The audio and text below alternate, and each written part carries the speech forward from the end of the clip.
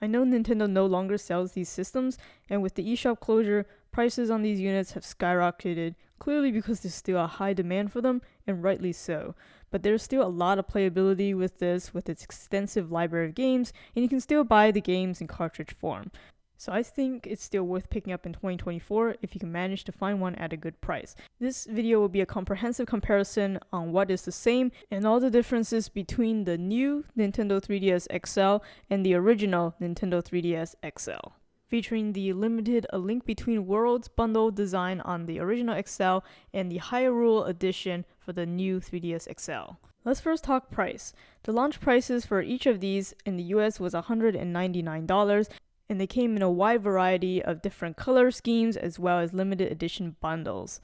There are no repeats in design, so if you favor a particular design heavily, you may just have to get that particular model.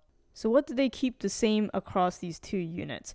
Well, first of all, the screen resolution and size are exactly the same, the top being 400 by 240 pixels and 4.88 inches in diagonal. The bottom screens are still resistive touchscreens, and they are 320 pixels by 240 pixels with a 4.18 inch diagonal screen size. They both have the same 3 hinge locking positions, and they have a matte gray interior for the most part, unless you have a special edition like I do, but it's a matte finish on the inside to prevent glare. Mics are in roughly the same position right here, and you can see it still has that really cool feedback where it will kind of spin your game icon if it detects noise. And they have the same charging ports, so you can use the same charger between the two. They both by default come with 4GB SD cards, and the majority of the software interface is pretty much identical, very similar. There's a couple extra features on the new 3DS, and I'll talk about it later, but for the most part, navigation is the same. They have the same 802.11 Wi-Fi, and they are backward compatible with all the 3DS games as well as the DS games.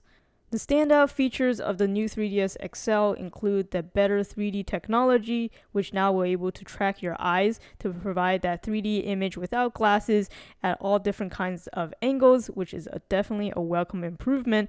The old 3D technology worked best if you were pretty much very still and looking straight at the screen, and over time it definitely gave me a headache, so most of the time I wouldn't even use the 3D with playing games, but now I am more likely to use it. It also includes a faster processor, including doubling the RAM to 256 megabytes, and that's definitely a noticeable improvement. There's built-in NFC and Amiibo support, and it also has a few additional buttons, including ZR and ZL, and that C-Stick nub input. There is a list of games that's able to support these extra functionality. I'll put the link in the description, and also quite a few titles that take advantage of the better processor, including Xenoblade Chronicles 3D and Fire Emblem Warriors. Again, the list will be in the description if you want the full comprehensive list. And just as an FYI, if you were to transfer your data from an older 3DS to the new 3DS, then you cannot transfer your data back to the older 3DS. I already did a whole video on how to transfer between 3DS systems. You can check out my video on my channel for that. Now let's take a look at the unboxing. Now I've done unboxing videos on both of these separately on my channel if you want to see how it looked like brand new. Now I did get the limited edition A Link Between Worlds bundle for the original XL, so it does come with a download code for that particular game. Whereas the new XL doesn't come bundled with anything else, it's just a limited edition design.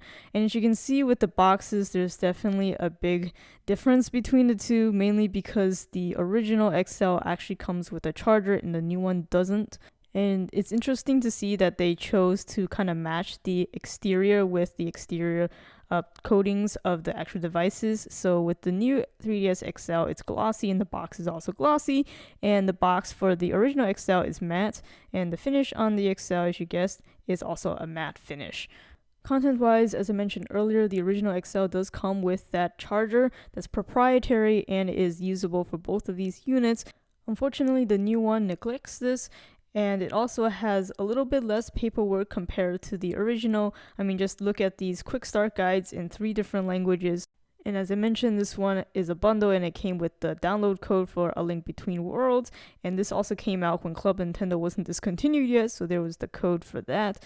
We still have AR cards, plus this extremely thick owner's manual in comparison to the much thinner owner's manual and only piece of paper that came with the new 3DS aside for the AR cards. And then last but not least, we have the systems themselves wrapped in this foam sleeve. Now let's talk the differences in the hardware. So in terms of size and dimensions, the new one is a little bit taller, a little bit wider, so the base is just overall has a bigger footprint than the original one, but it is ever so slightly thinner, and as a result, it's also a little bit lighter than the original XL. And then here are the dimensions of the units when they're open to their middle hinge location. Overall, not a huge difference in size and weight between the two. But the hinge has a welcome improvement on the new. Before, the XL had this ridiculously clicky hinge. It got super annoying and it wasn't particularly firm in its location too. You can see how wobbly it is compared to the new one. So glad they fixed the hinge up a little bit. But unfortunately, the 3D components still make the unit a little bit top heavy.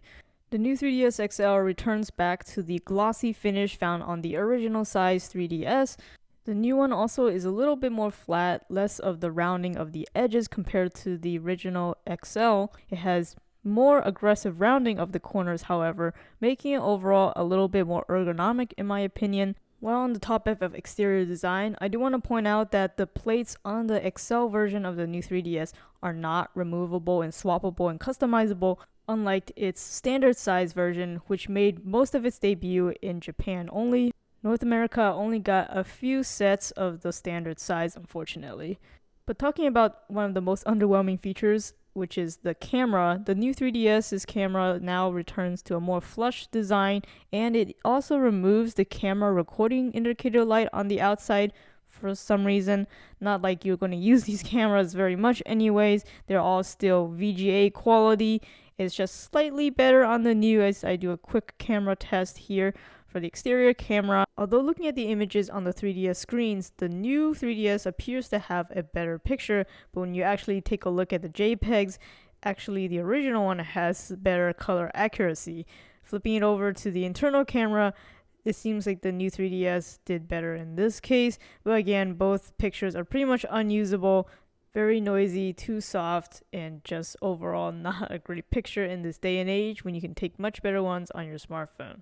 But if you notice next to the internal camera of the new 3DS, there's that extra black dot, which is actually an ambient light sensor to allow auto brightness dimming on the screen.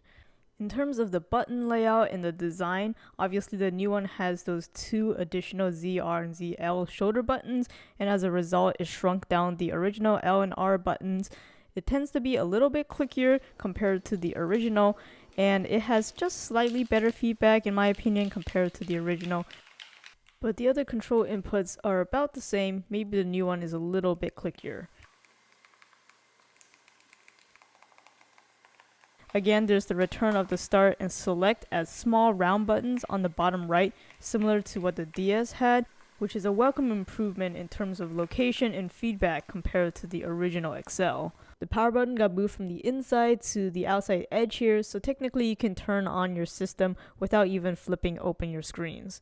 I also like that the new 3DS XL has the same color scheme as the Super Nintendo. It's a homage to that series, but it's not the whole button, it's just the letters that have the coloring.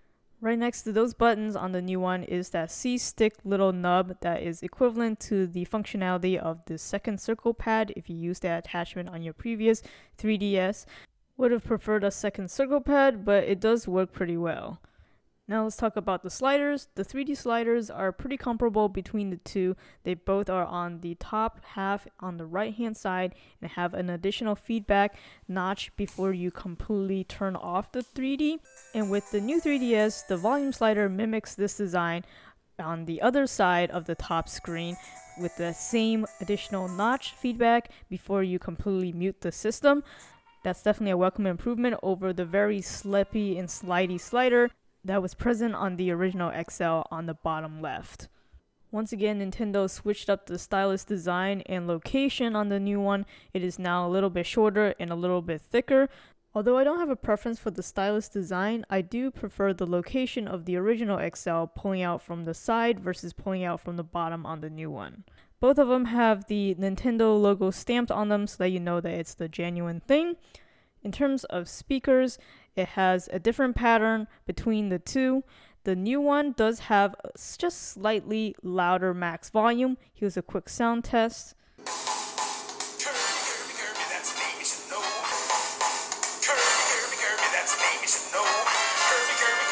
If you can tell, the new one is just slightly louder and maybe a little bit crisper than the original. Now again, not a huge difference. I think the speakers are still kind of quiet on these systems, but thank goodness they still have a headphone jack. Just the location has been shifted to the center on the new 3DS, which is definitely great compared to its previous location here off to the side, which can easily get in the way of your palms. Unfortunately, still no Bluetooth connectivity on either of these two systems. Charging port also moved to the center on the new 3DS, another welcome change, but the lanyard location moved to the back versus the corners, which was on the original XL. So it's kind of a preference thing if you want to have two lanyard locations on the corners versus one in the back. And the game slot location also shifted from the back from the original to the front left here on the side. Don't know why they did this. No other DS lineup kind of have it in the front. I think that gives you a greater chance of accidental ejects, but personally I haven't had any issues. The new 3DS also removed the physical wireless switch, which was present on the right side of the XL here, in favor of a software button, which is definitely a welcome improvement. I am guilty of accidentally switching off the wireless switch mid-gameplay, which is definitely quite disastrous, so it was a good move to change it to software.